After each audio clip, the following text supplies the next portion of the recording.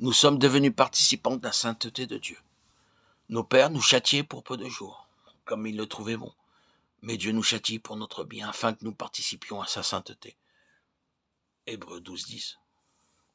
De même, selon 1 Pierre 1,16, notre Seigneur désire que nous soyons aussi saints que lui-même. Vous serez saints, car je suis saint.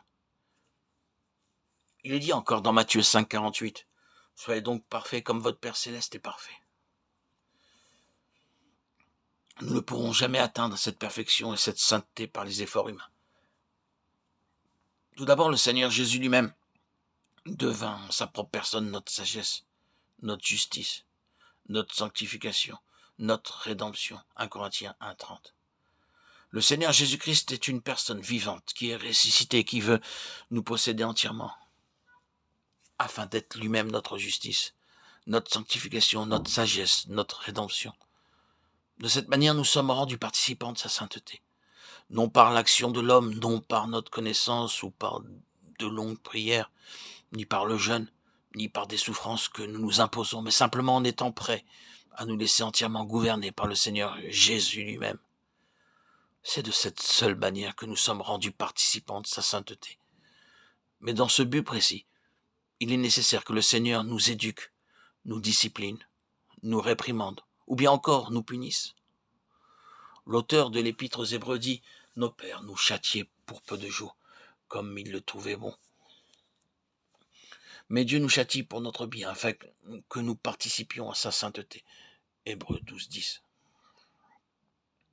Rendez grâce au Père, qui vous a rendu capable d'avoir part à l'héritage des saints dans la lumière. Colossiens 1,12. C'est là aussi un des aspects de notre participation, participant à l'héritage des saints dans la lumière. Non seulement notre Seigneur nous a pardonné nos péchés, mais il désire que nous participions à cet héritage dans la lumière, à cet héritage céleste, spirituel et glorieux. Pour un héritage qui ne peut ni se corrompre, ni se souiller, ni se flétrir. Il vous est réservé dans les cieux, à vous qui, par la puissance de Dieu, êtes gardés par la foi pour le salut, prêts à être révélés dans les derniers temps. 1 Pierre 1, 4 et 5. L'héritage, c'est un terme qui exprime l'idée d'une possession, d'une propriété, qui nous est acquise par notre naissance. Supposons que vous soyez né dans une famille très riche. Dans ce cas, vous avez part à la richesse et à la fortune de votre père. De même, étant né dans la famille céleste, nous avons une part des richesses de cet héritage céleste.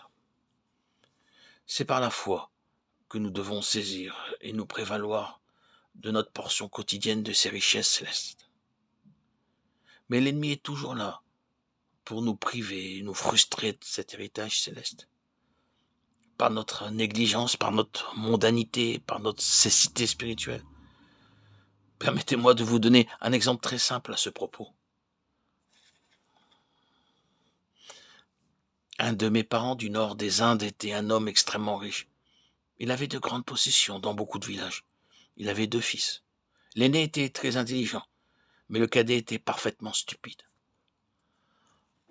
Lorsque le père mourut, l'aîné des fils, intelligent, pense à s'approprier une partie de l'héritage revenant à son frère cadet, lequel était vraiment très stupide. Les 2 frères se réunirent et l'aîné dit à l'autre « Notre père nous a légué de nombreuses propriétés, des immeubles et des biens dans beaucoup de villages. Tu ne seras pas capable d'aller dans toutes ces propriétés pour y requérir les loyers et pour payer les impôts. Aussi, je te propose de te payer comptant ta part d'héritage. Quant à toi, tu me signeras un papier attestant que tu as été pleinement dédommagé. Je me chargerai moi-même à ta place en ta faveur d'aller gérer toutes ces propriétés. » Ce disant, il lui offrit simplement 1000 roupies pour son dédommagement. Mais son jeune frère lui dit « Bien que je sois très très stupide, je sais une chose. Mon père m'a légué une portion égale à la tienne. Il est vrai que je ne sais pas lire correctement aussi, nous allons faire établir une comptabilité par quelqu'un. Toi, tu auras la moitié et moi l'autre moitié. Ce que le livre dira, je m'y soumettrai. » Son aîné lui répondit « Mais c'est une affaire de famille, traitons-la entre nous, arrangeons-nous à l'amiable. Je te propose 5000 roupies au lieu de 1000. Avec cela, tu pourras vivre tout à ton aise pendant bien des années. » Mais l'autre répondit « Je sais une chose, mon père m'a légué ma portion. Amène-moi les livres de comptabilité. » Je suis prêt à payer le comptable qui se chargera de ce travail. » Alors l'aîné lui offrit 10 000 roupies, ensuite 25 000 roupies, puis 50 000 roupies.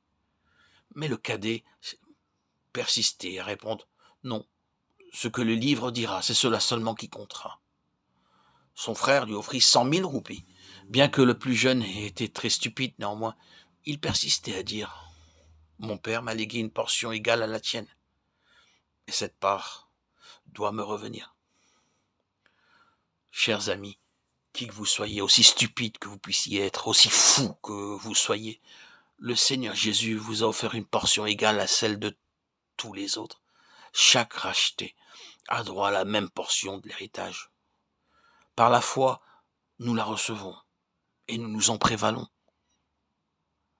C'est là notre participation, à savoir notre participation à l'héritage des saints dans la lumière.